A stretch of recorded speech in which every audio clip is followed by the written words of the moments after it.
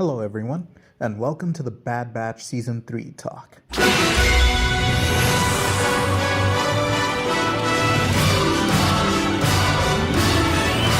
Hi there, this is Gibson Shamar from Hikati Media, and I welcome you to yet another talk regarding the Bad Batch. This time we're going to talk about the third season. It takes 3 strikes before we go out, and that was it with the Bad Batch. It was the final season. You know the drill, the characters, and then the show itself. First off, we've got Hunter. He's the leader of the group and has enhanced senses, which you don't really see being used all that much. This time around, he's just kind of there and doesn't really have much going on. He's driven to find Omega. Then we have Wrecker, the strong guy of the group, who has super strength and a wacky personality. I'm guessing he was supposed to be the fan favorite of the group because of just how wacky and fun he is. He also doesn't have much going on in this season. We have Tech. Oh, wait. No, we don't. He's dead. We have to skip him and go for Crosshair, the edgy sniper dude who is losing his edge because he's defective. He was working for the Empire on purpose, but then when he saw just how harshly the Empire treats those who won't be of any use to them, he chose to change sides. This season has him go through some sort of redemption arc as he rejoins Clone Force 99 and protects Omega. Then there's Omega, the key to all of this. She's the one who gets the story moving, a female clone of Jango Fett who is apparently not altered at all. I'll just have you know once again that if the original host is a male and the clone is a female, there actually have been alterations made. And if you want to continue to argue against that notion, look at her hair color and look at Jango's hair color. Thank you. She grows more resourceful in this season and shows that she knows her way around the galaxy well enough to navigate it without getting into too much trouble on her own. She's grown quite a lot. Nala Se, the scientist in charge of the entire cloning project from Kamino. She took a special interest in Omega and genuinely cares for her. I wonder why. The rest of the audience does too. We then find out that she feels bad about what happened to the clones. I never really understood that. From the movies, it seemed that the Kaminoans didn't know exactly what the clones were actually meant to do, and that Count Dooku and Palpatine were in cahoots with them concerning their plans. The Clone Wars showed that the Kaminoans knew what the clones were meant to do.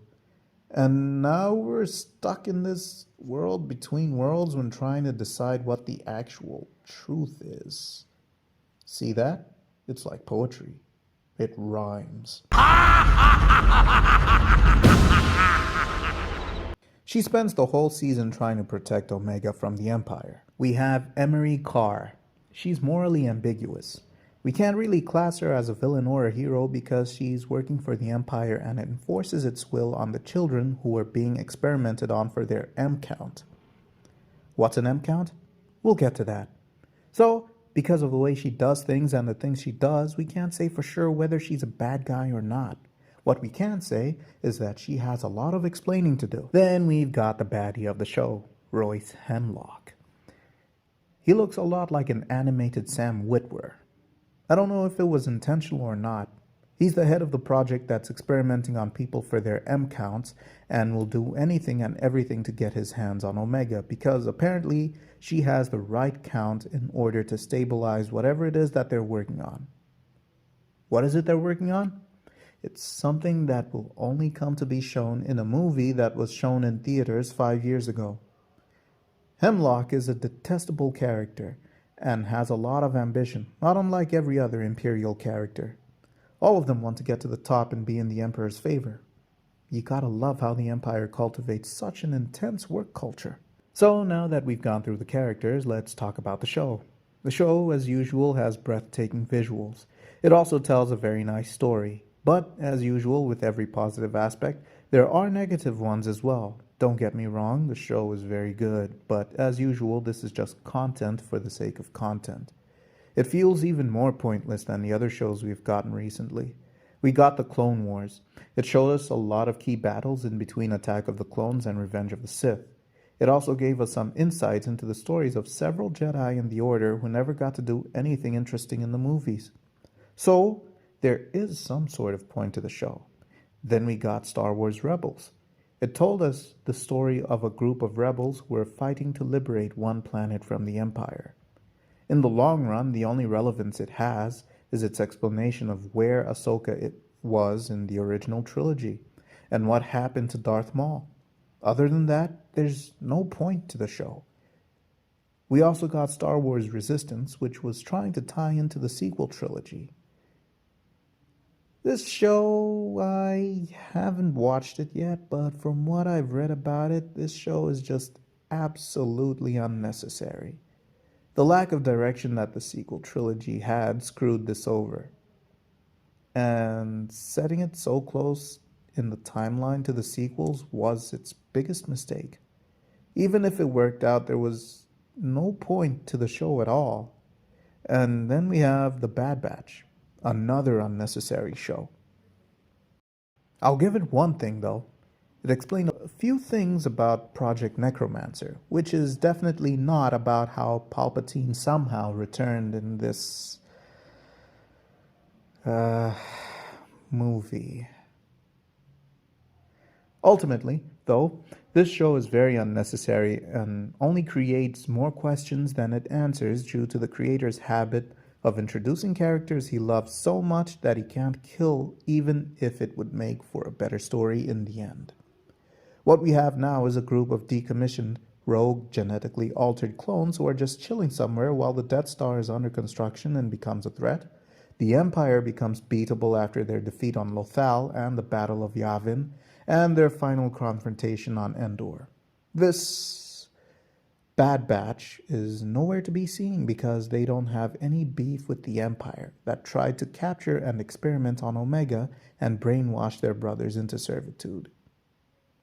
See where the problem is? The show has a very devoted fan base, and you must commend the Star Wars fans for the love they have for it, because it is amazing.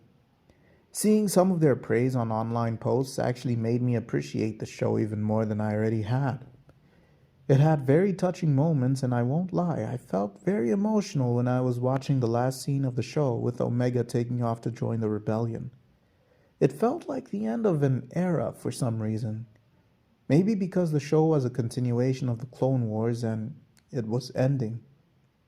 I watched a bit of the Clone Wars when it was originally airing on Cartoon Network, but eventually gave up on it because I didn't like how it wasn't matching with what I learned from the movies or what Genndy Tartakovsky's Clone Wars established. It actually made me start hating the notion of prequels. Not the prequel trilogy, but the idea of creating prequels. My hate wasn't solidified until many years later, though. I like how in this season they had fewer qualms about killing clones that were trying to kill them. It's like they finally learned that it's kind of silly that they would knock clones out, then just leave them there to continue oppressing innocent civilians.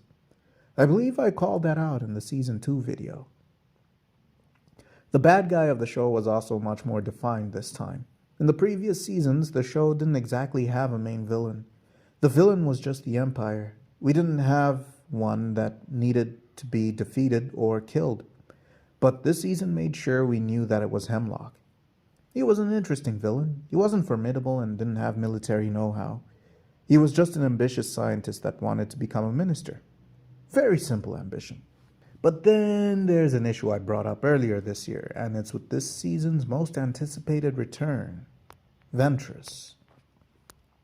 Asajj Ventress is a Clone Wars veteran, and she was working for the Confederacy of Independent Systems, otherwise known as the Separatists. She stopped working for them when she was betrayed by Dooku, who tried to kill her under orders from Sidious. I don't know why people never bring up the fact that Dooku actually felt bad about having to do that, as shown by his facial expression when he received the order to do so, but anyway, we move. Her appearance was just for one episode, and she was meant to test Omega for her force sensitivity, which is becoming a very tedious thing to have to explain to Star Wars fans, and shows lately have been starting to be loose about it. The original trilogy made it a mystical thing, a random thing that could happen to anyone, and that Luke was very special for some reason.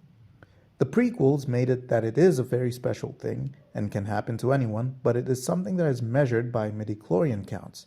If you have a high enough number of midichlorians, you can access and use the Force. If you don't, The Force resides within you, but you don't have access to it that way. That's why you're subject to its effects, but can't use it. Simple enough explanation. It also explains what was so special about Luke, because his dad was forged by midichlorians themselves. So he has the highest midichlorian count ever, being conceived by them, of course. Simple enough explanation, right? But as time goes by, the concept is becoming blurrier, and that's where Omega comes in. Plus, as I heard during the release of Ahsoka on Twitter of all places, even Sabine is Force sensitive, and apparently there's an explanation for that, which is that the Force resides in everyone, but they just have to want to be able to use it and train hard enough. I don't know anymore. Either way, Ventress's appearance here creates questions about her involvement in galactic affairs. She is yet another Clone Wars era character who seems will outlive everyone and pass the original trilogy, but somehow doesn't get involved at all despite having personal beef with the Emperor.